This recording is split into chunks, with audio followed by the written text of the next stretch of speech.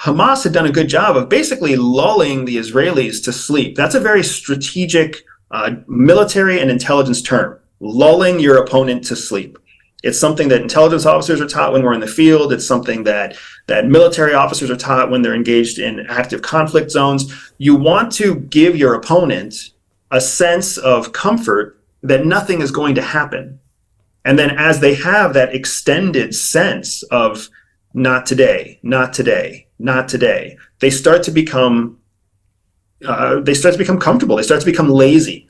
They start to change where they direct their resources. Because if they don't have to pay attention to you 24 hours a day, they start paying attention to other things, and you only get 20 hours of attention, and then you get 10 hours of attention, and then you get 2 hours of attention. And that gives you more and more time for planning, plotting, and scheming to execute your goals.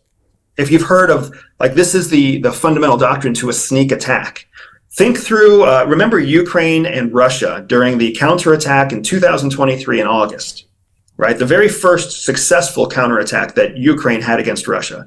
They talked about attacking in the south, and they talked and talked about the south, and Russia moved all of its forces to the south, and everybody got focused on the south. And then the actual Ukraine counteroffensive happened in the north, and they took huge swaths of land.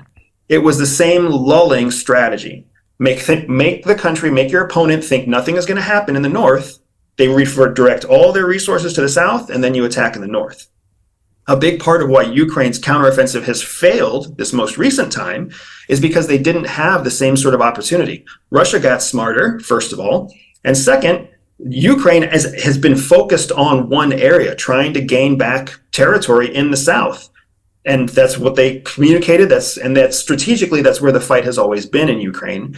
But you can see that the same thing Hamas did in Israel is what led to Ukraine's success against Russia. And it's what's led to conflict all over the world. The idea of a sneak attack really only happens after you have lulled your opponent into a false sense of security.